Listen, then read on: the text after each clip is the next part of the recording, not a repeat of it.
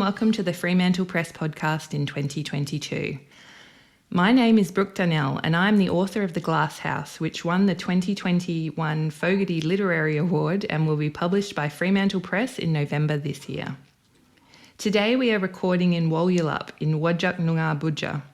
This is a place of Bulla Bardip, many stories, and I'd like to acknowledge our first storytellers, along with Noongar elders past, present and future. My guest is the author of Skimming Stones, Maria Pappas.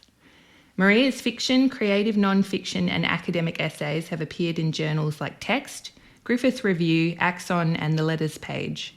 She holds a PhD from the University of Western Australia, where she researched the ways people share narratives of illness and trauma. And in 2020, her debut novel, Skimming Stones, won the City of Fremantle Hungerford Award. Maria Pappas, welcome to the podcast. Hi, thank you for having me. So Maria, can you start off by telling our listeners what Skimming Stones is about? So Skimming Stones, mostly it's about a nurse. Her name is Grace. She works in a paediatric oncology ward and she's just come out of a relationship that is complicated and hasn't been the best choice for her. In general, she just goes about her days, going to her job, looking after her patients. But when one of these patients has an emergency, Grace is triggered into her own past as a sister of someone who had gone through cancer.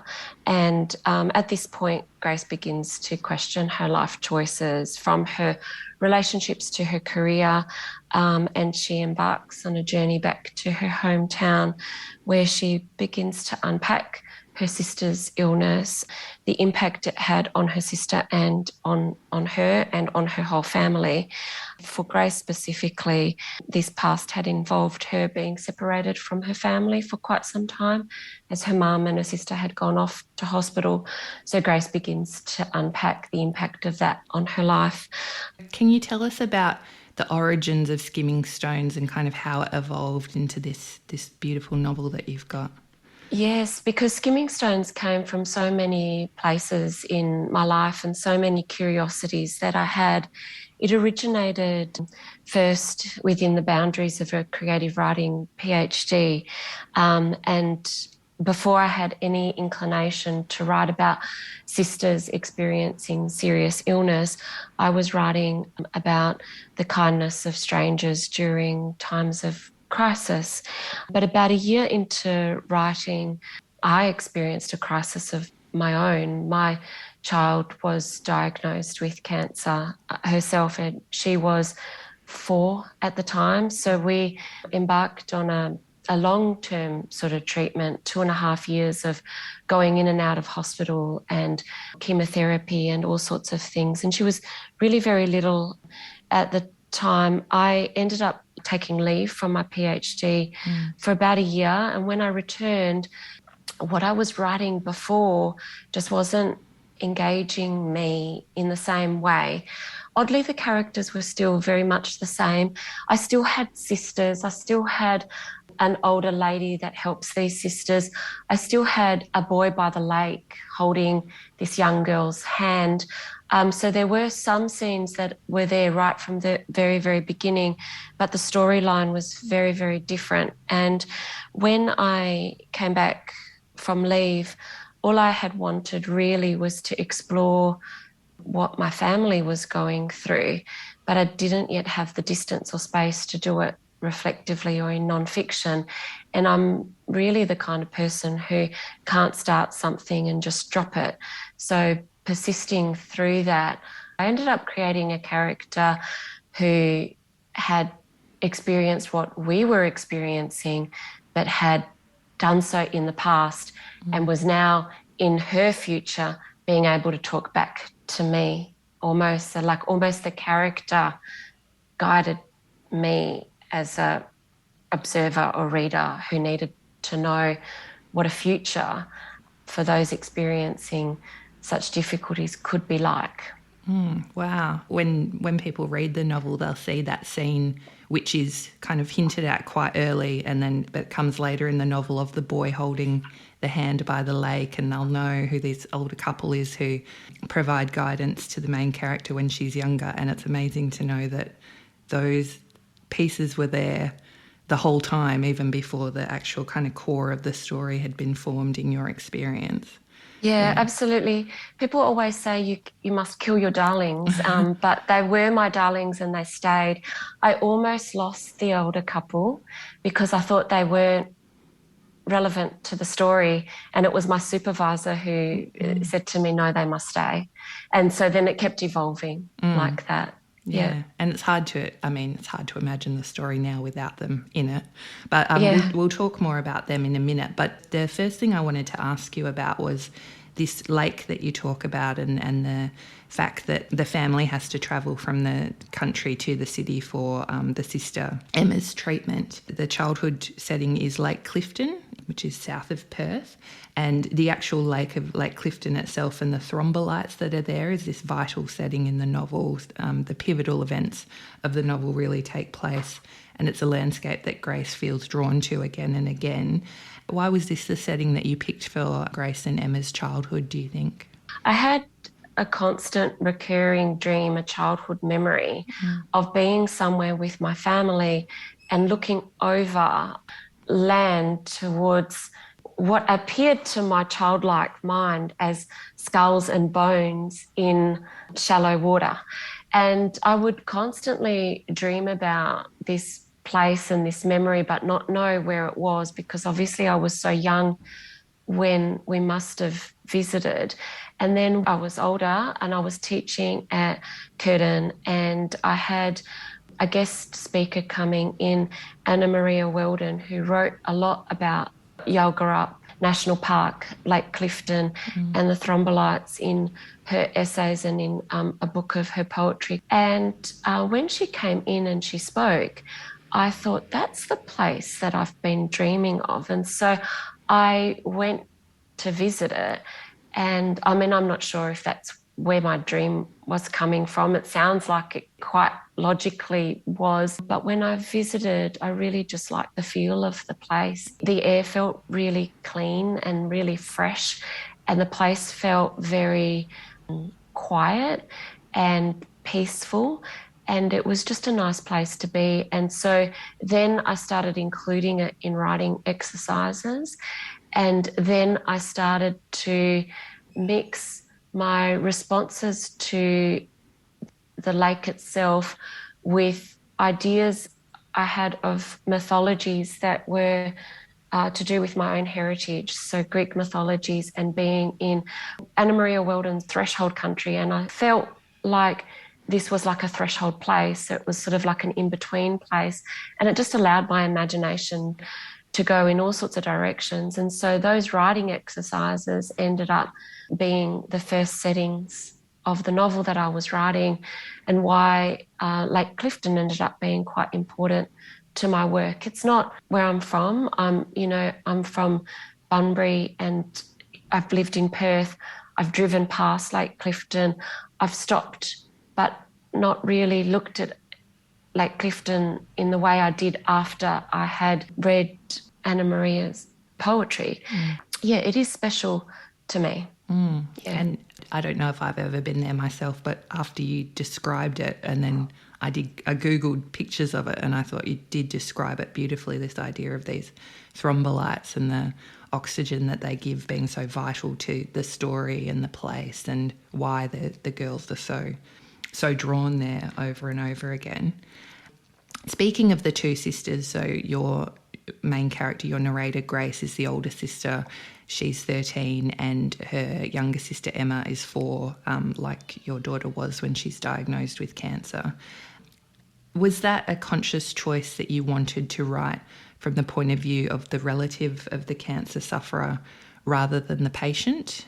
It was very conscious because I'm quite aware of ethical boundaries when I am writing. I guess it's to do with voice. I come to this as a mum of a child who had cancer, and at a time when I experienced watching my child through such a thing, I found it difficult to speak, to read, to write. I didn't know how to express my voice, and I remembered many people wanting to talk for me and how angry that made me, and how I was determined to find the right voice to tell this story, but to not take the voice of somebody else who could tell it in another way. So I found the voice of an observer easy enough to slip into. I didn't yet have the voice to speak from my own experience. Like I said, I wasn't reflective enough. I hadn't had enough distance.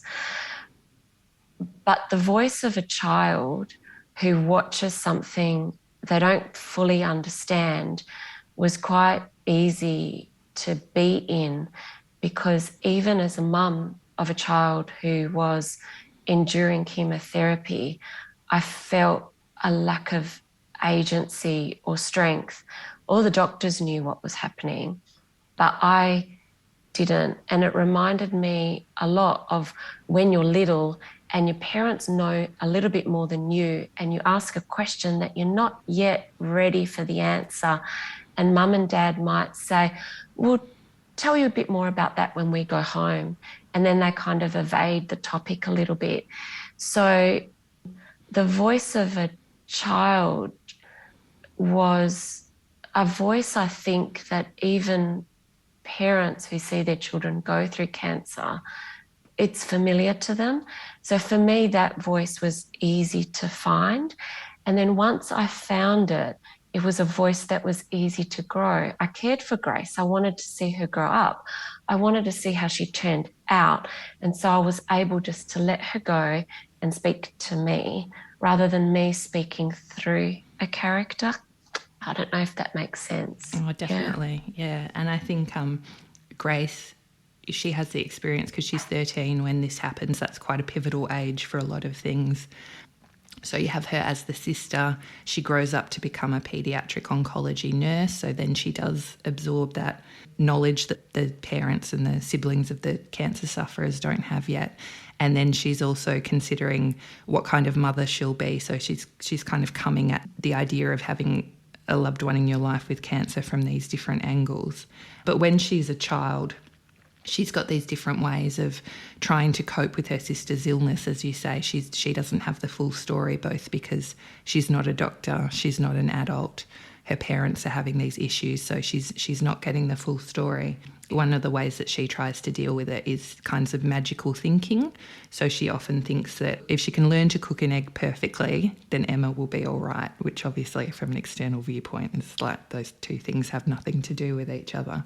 And she's also quite concerned with time, as if it would be possible to kind of go back and pinpoint the moment when things started to go wrong, when the cells started to mutate, as if you could actually prevent that from happening. Was that a really important thing for you to try and capture in the novel, the way that Grace mentally tries to deal with what's going on?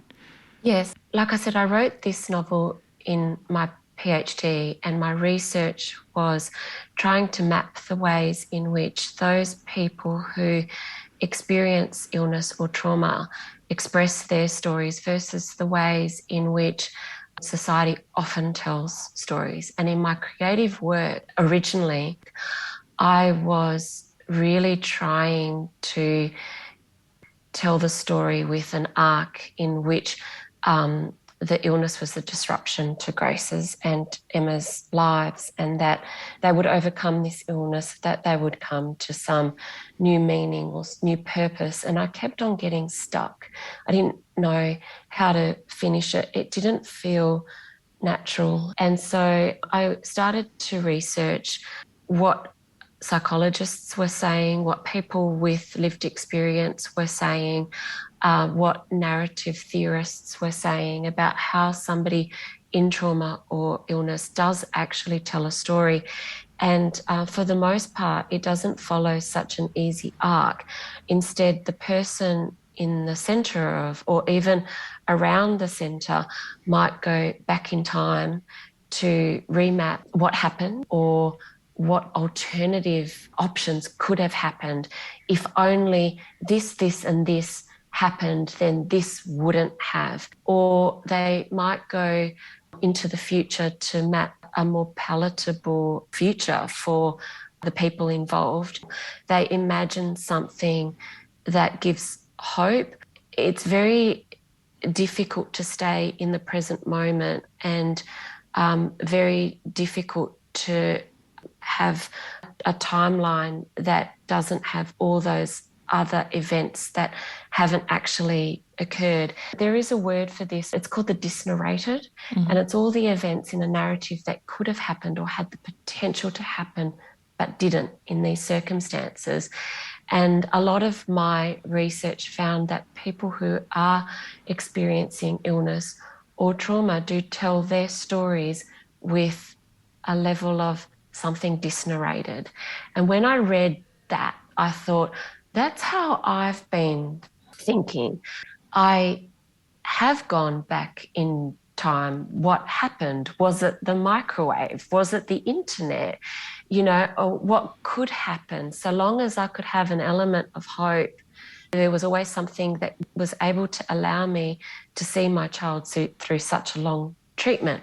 And so since I was telling my own story in that way, and since I saw the research saying this is how the story is told, it became super important to give Grace those elements of magical thinking.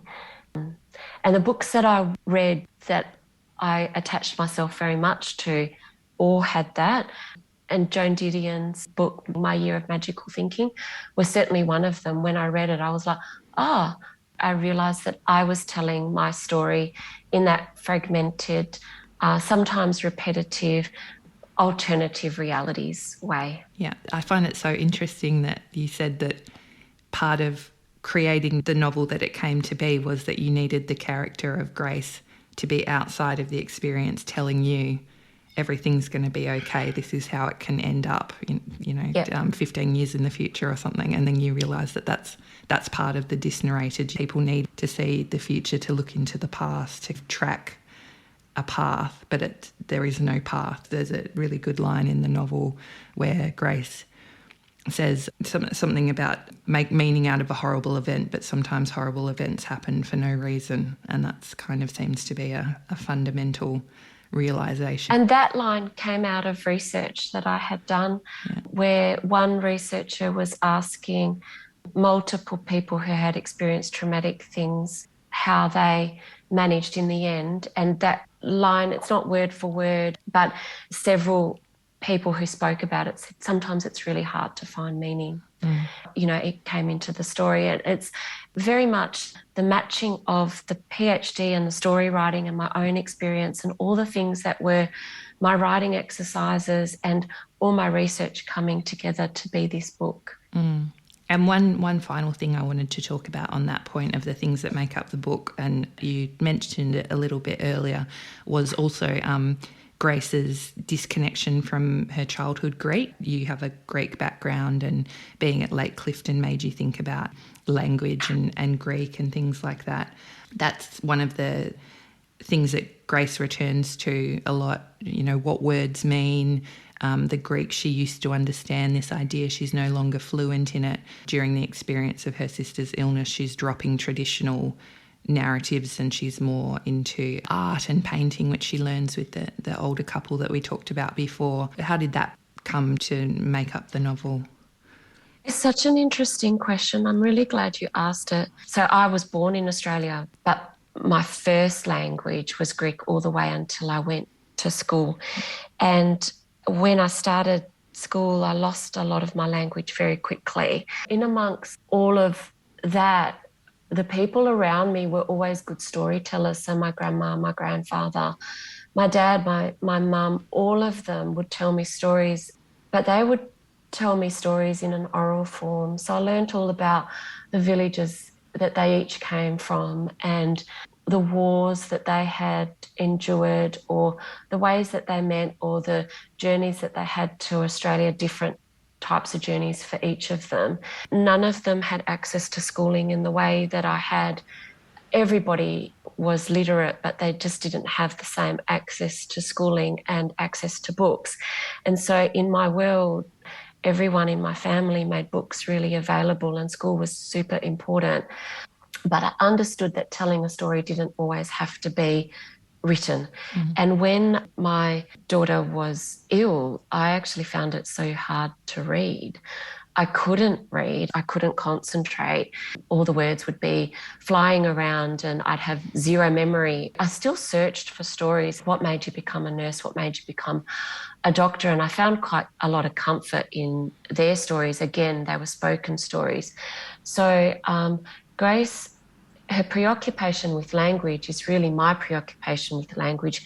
It's probably a preoccupation that will continue into my future work, because I feel like I've lost quite a bit of my knowledge of my heritage, my language, my culture, just in the very fact of growing up in Australia. And it's something that I want to reclaim a little bit. But also, the second part of your question, why she's so attached to narratives that are told in a non-written form, it is because throughout the experience of watching my child through such a difficult illness, I lost my ability to sit and read, and I understood that narrative doesn't always have to be written. It is in the dances that we might go to see.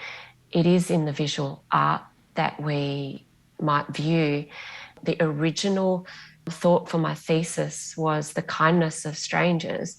And sometimes a stranger can tell a story just in the look that passes between two people. And so her preoccupation with non-written narrative comes from a real understanding that narrative is much bigger than what is on a page. There's a lot of that kindness of strangers thing going on with the other parents who are there first when a new family with a cancer patient comes in, and the way that they talk to them, look at them, introduce them to things, talk to them about normal things, talk to them about their child. I think some of the kindness of strangers issue that you were interested in previously has probably found itself there as well. Yeah. It definitely has. I do have non-fiction essays that I have had published that touch on my actual experience of being seen and heard by a stranger and understood by a stranger in that way.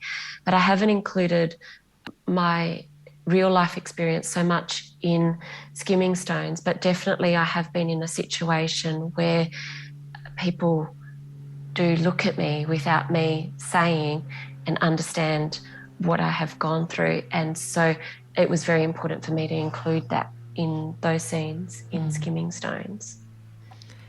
So Maria, you and I are both winners of awards for unpublished manuscripts. So Skimming Stones won the prestigious City of Fremantle Hungerford Award in 2020, and I was the recipient of the 2021 Fogarty Literary Award for 18 to 35-year-old Western Australian writers. And so winning these awards have allowed both of us to have our first novels published, which is a real dream for a lot of people, was a dream for us prior to winning those awards. Entries for the 2022 City of Fremantle Hungerford Awards have just opened up. This is the award you won 2 years ago. So do you have any advice for writers who might be considering sending their manuscript in? I would say to have a go, to not have self-doubt. If you have a manuscript that is ready, just pop it in. When you look at your manuscript, you always think that there's something more that you can do. And sometimes it's a lot more finished than you believe. So, polish it to the best of your ability. Show it to the people around you, writers' groups, if you've got one. I'd love for all writers to have a writers' group. People that can give you honest, good, gentle advice, but don't try to overtake your writing process. And if you have drafted it, organise yourself, be wary of the deadline, and just go ahead and do it. But if you're at the beginning stages, maybe just pop this award in your mind for 2 years' time. I think I did maybe 15 drafts of what I had submitted before it came in. I know it's a lot and I probably overdraft, but, if you're onto your first draft, you're probably not ready.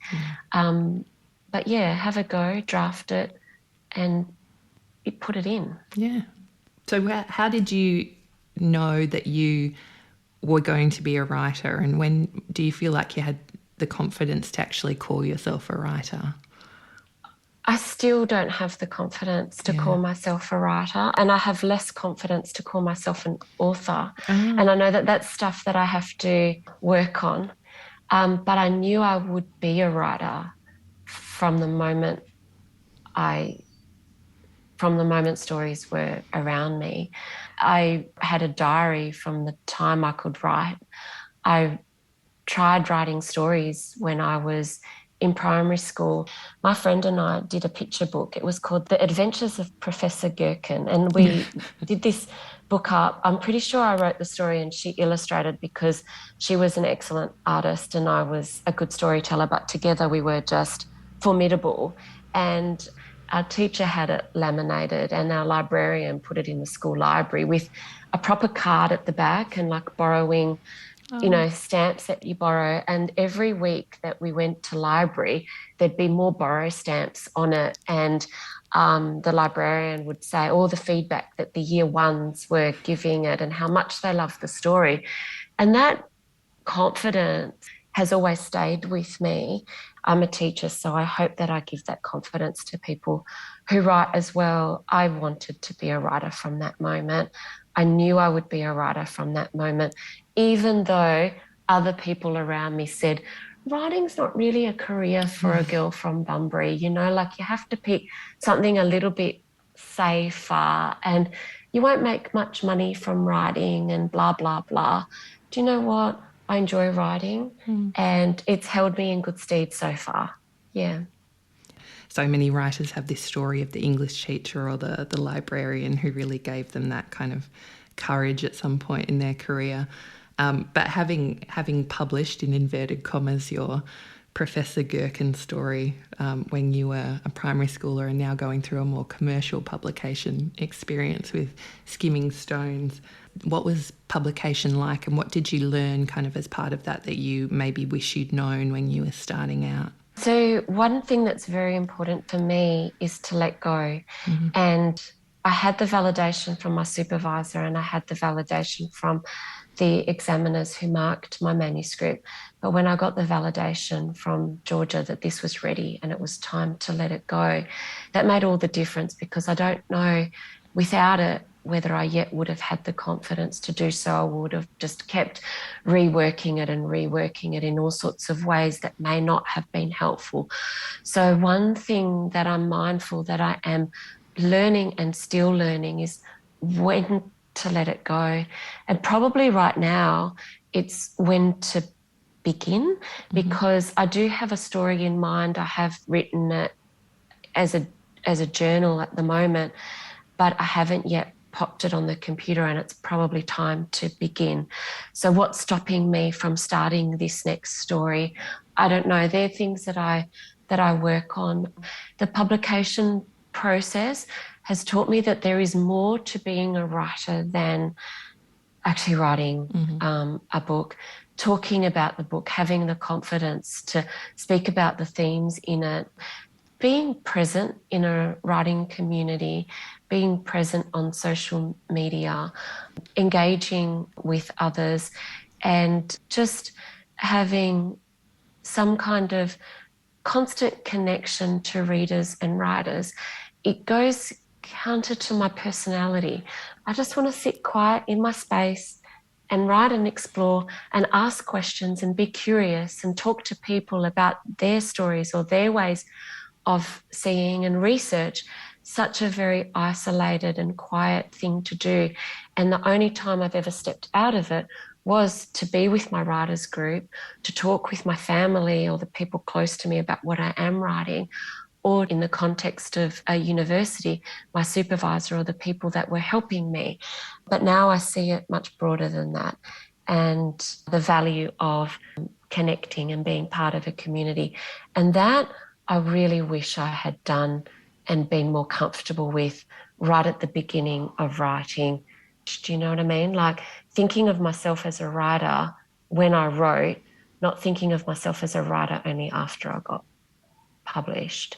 It's so good that you did actually make the leap, and it's so beautifully written, so meditative, and having the manuscript be turned into a book and you talking about it and stuff and making it published, I think there will be so many readers who will see aspects of their experience reflected in your novel, and how you have taken it out of the linear narrative and made it that kind of ruminating, going back, magical thinking language. Could we have changed this stuff? I just think it would be so valuable to people who can finally see their experience captured in fiction. So in the AU review, Emily Paul has called it a slow contemplative read, and she said that your writing is gentle and has an emotional subtlety. And Books and Publishing pointed out your ability to beautifully etch a landscape in writing that is haunting and poetic in places. So thank you so much for talking to me today, Maria. Thank you. That was Maria Pappas talking to us about her novel Skimming Stones. If you enjoyed this episode, please be sure to subscribe to the Fremantle Press podcast on your favourite app. I'm Brooke Dunnell, Fogarty Literary Award winner and the author of The Glass House, and I look forward to joining you next time as we talk to yet another fantastic storyteller from the West.